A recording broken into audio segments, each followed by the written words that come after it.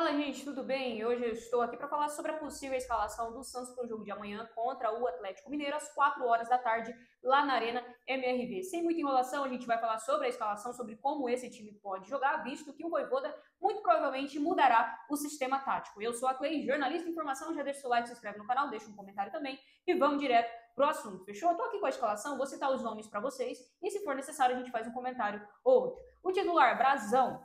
Lateral direito, Mike, né? Segundo o Lucas Mussetti, o Mike sentiu alguns incômodos, mas provavelmente é ele quem iniciará o jogo, visto que se recuperou a tempo da partida. Depois nós temos possivelmente a entrada de Adonis Frias na zaga ali pelo lado direito, ou o Zé Ivaldo, tá? O Adonis Frias é quem vem treinando na maior parte do tempo, porém o Zé Ivaldo também tem participado dos treinos e entrado nessa posição.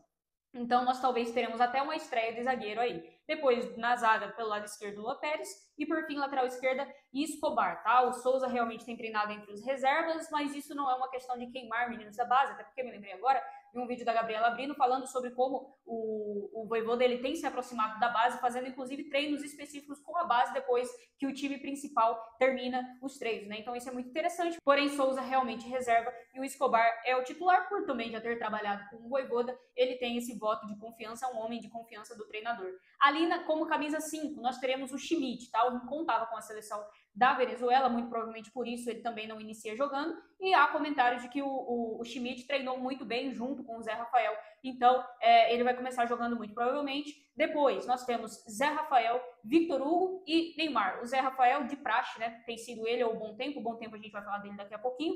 Victor Hugo, estreia, né? O menino já vai chegar e estrear, entrar ali no meio de campo do Santos e depois o Neymar. Então, só aqui, nessa parte do meio campo, que é o lugar que a gente mais vai conversar sobre, a gente já vê uma modificação, né? A gente tem a entrada de um meio-campista a mais, visto que nos últimos anos o Santos Futebol Clube só vinha jogando com 3 meio-campistas. Um volante 5, o outro volante camisa 8 e o camisa 10 um pouco mais à frente, e às vezes nem assim, tá? Às vezes os dois primeiros volantes jogavam lado a lado e o camisa 10 na frente deles. Então já é muito interessante ver que o Vojvoda enxergou essa mudança aqui. E lá na frente nós teremos a dupla de ataque sendo Guilherme e Lautaro Dias. O Bom Tempo está lesionado, ele teve uma lesão na coxa e volta muito provavelmente só no final do mês, porque ele tem aí até 20 dias para se recuperar. Hoje é dia 13, então provavelmente só veremos Bom Tempo jogando pelo Santos de novo no final do mês. E, cara, eu não me incomodo com essa escalação, tá? Os nomes como um todo. Claro que tem nomes que eu gostaria que dessem lugar a jogadores melhores. Como, por exemplo, eu gostaria de ter um primeiro volante melhor, né? O William Arão chegou e até agora a gente não sabe se ele vai jogar pelo Santos ou não. Já se escuta até um papo de rescisão por questões médicas mesmo, por ele não ter capacidade física de se recuperar e de participar dos jogos. E aí, querendo ou não, isso acaba lesando o clube, você contratar um jogador que não joga, né? Então, na minha concepção, o William Arão era para ter sido esse camisa 5, mas a gente não sabe se ele vai voltar ou não, esperemos que sim, porque eu acho que com toda a experiência que ele tem, apesar de não ser mais um cara super jovem, acho que ele pode vir a ser o melhor camisa 5 que nós teremos nesse elenco, e além de tudo, é a principal posição que ele joga, né, que ele sempre jogou, fora o galinho que ele pode quebrar na zaga, se for necessário. Eu acho que a recuperação do Arão é muito importante. Mas já que a gente não pode contar com ele, eu não vou reclamar do Schmidt sendo titular. Se ele tá treinando bem, se ele realmente tá conseguindo entregar bem nos treinos, eu acho que ele deve ser mantido aí no time titular, até porque a gente já viu o Schmidt jogar muito no ano passado, principalmente quando ele chegou, então fica aquela esperança de que ele volte a praticar um futebol de um nível interessante que ele já fez antes, tá? E outro nome que eu gostaria de ver no time, eu gostaria de ver o Alexis Duarte, tá? Gostaria de entender mais sobre esse zagueiro que o Santos contratou. É um zagueiro de seleção paraguaia, apesar da seleção paraguaia não ser igual à melhor seleção da América do Sul, ainda assim é uma seleção. Então a gente tem que entender qual que é o nível de qualidade desse cara. Se é nível Miguelito, que joga horrores na seleção, mas quando chega no clube não consegue se destacar tanto quanto, ou se é realmente um jogador muito bom, que só está no banco da seleção paraguaia, porque aí você tem Júnior Alonso e Gustavo Gomes como titulares, e são realmente zagueiros muito bons e muito difícil de você ganhar deles a posição. Então, eu gostaria muito de ver o Alexis Duarte, não vai ser dessa vez, mas caso ele esteja à disposição e caso ele seja realmente muito bom, aí eu gostaria de vê-lo no lugar do Luan Pérez, tá? Eu acho que tanto o Adonis Frias quanto o Alexis Duarte, se jogarem tudo aquilo, né, que tem se especulado sobre eles podem atuar juntos na zaga e entregar para nós uma zaga mais segura, uma zaga com melhor qualidade, tá? E, daí, obviamente, o nome do centroavante, naquele segundo atacante ali, que nessa escalação, né, o primeiro vai ser ali o Guilherme, e depois nós temos o Lautaro Dias. Obviamente, o Lautaro Dias não é o meu nome favorito. Eu acho que o Santos, se fosse contratar para essa posição, como contratou, deveria ter trazido um nome minimamente mais interessante e não o terceiro reserva da posição lá do Cruzeiro, tá? Tudo bem, aí é o terceiro reserva, porque você tem Caio Jorge e Gabriel Barbosa, então naturalmente que a disputa vai ser mais acirrada. Beleza, só que os números do cara não empolgam nem um pouco, tá? Então, obviamente que não tem tu, vai com tu mesmo, mas não gostaria de ver Lautaro Dias, gostaria de ver algum outro atacante mais experiente, mais goleador nessa posição. Mas assim, a gente trabalha com o que a gente tem hoje é Lautaro Dias, é Schmidt, é Luan Pérez, então esses caras estão no time titulares e não tenho nenhuma ressalva contra eles. Ressalvas eu teria se nós tivéssemos jogadores melhores já à disposição. Fechou? A minha mudança seria muito mais tática do que de peças, né? Como eu acabei de dizer, as peças são essas aí mesmo. Então, vamos tentar dispô-las no campo de uma forma que seja mais interessante. Que não seja o 4-3-3 que a gente já não aguenta mais. 2 pontinhas espetados, o centroavante, camisa 5, 8 e 10 e acabou. É isso aí. Né? É interessante que você mude sistema táticos para que você, primeiro, ensine os jogadores a se adaptarem a diversas circunstâncias que podem aparecer ao longo do jogo e para que você não se torne previsível para os seus adversários. Né? A gente viu isso na seleção com o Ancelotti, inclusive, que no segundo tempo contra a Bolívia ele muda um pouco o sistema, no primeiro tempo contra o Chile também ele joga com um sistema diferente, então isso mostra variações táticas por parte do treinador da seleção. O Vojvoda falou também que gosta de trabalhar com vários sistemas, que não se prende a um só, e é interessante que ele já mostre isso nesse jogo. Né, que ele realmente vem aí possivelmente com um 4-4-2. Eu espero não me decepcionar em ver o Vitor Hugo espetado na ponta direita.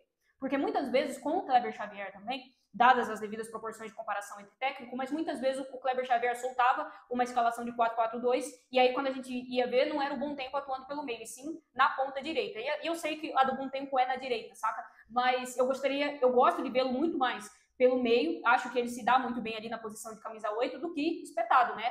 As atuações dele espetado não foram tão boas quanto as de camisa 8, embora também tenham sido muito poucas, né? As atuações que ele fez ali pela ponta direita. Mas enfim, o que eu tô querendo dizer é, espero não me decepcionar amanhã na hora de assistir o jogo. Espero que o Vojvoda ele realmente tenha ido com essa ideia de preencher mais o meio de campo. Até porque a gente vai enfrentar o Galo, que já é o Galo do Sampaoli, tá? Eu assisti um jogo do meio da semana, o jogo da volta da Copa do Brasil, onde o Galo visitou o Cruzeiro, perdeu por 2-0, só que a postura do time do Atlético Mineiro já é diferente, já é uma postura que tem ali imprimido o dedo do Sampaoli. Vocês vão sentir o dedo do Sampaoli no domingo, tá? Vocês vão conseguir ver que é um time que já valoriza muito mais a posse de bola, que procura o tempo todo o gol. Só que aquilo que me deixa um pouco mais tranquila é que, apesar de todo esse domínio, para vocês terem uma noção, nesse jogo da Copa do Brasil, o Galo chegou a ter 73% de posse de bola, ele apenas teve uma chance clara de gol. Então, é um time que, embora já esteja ficando muito com a bola, a gente sabe que os times do São Paulo têm essa característica, ainda não está conseguindo ser efetivo e transformar essa posse de bola em gol. Então, é muito interessante que o Santos tenha justamente um meio de campo muito mais preenchido,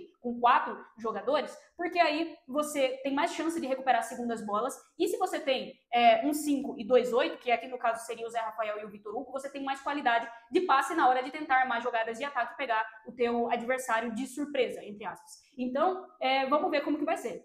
Espero não me decepcionar, espero que o Vojvoda realmente preencha mais esse meio campo, com meias de qualidade. A gente tem que entender qual é a qualidade do Vitor Hugo, mas o Zé Rafael jogando um pouquinho mais à frente e marcando também, mas também tendo a liberdade de subir um pouco mais. A gente viu no último jogo contra o Fluminense, por exemplo, que ele consegue entregar uma boa atuação. Então vamos ver como que vai ser esse time na prática, tá? Mas na especulação é isso daí, e eu particularmente gostaria que se mantesse um meio de campo preenchido, onde o Neymar joga ali atrás dos atacantes, né? Então você vai ter o Guilherme e o Lautaro Dias e o Neymar ali um pouco atrás deles, como se fosse na ponta de um losango. Eu confesso que essa é a formação que eu gostaria de ver. O Schmidt aqui, Zé Rafael e Vitor Hugo, o Neymar na ponta desse losango, logo atrás dos dois atacantes. Não sei se é isso que o Vojvoda vai fazer, espero que seja pelo menos algo parecido, para que a gente tenha uma variação tática e para que a gente veja o que é que esse time pode entregar, além de um jogo pífio num 4-3-3, né? A gente viu que o 4-3-3 no Santos não funciona muito bem há anos. Fazem muito tempo que a gente não tem pontas que realmente decidem, desde o Marcos Leonardo, vocês me desculpam, eu sei que a maioria não gosta dele por conta do episódio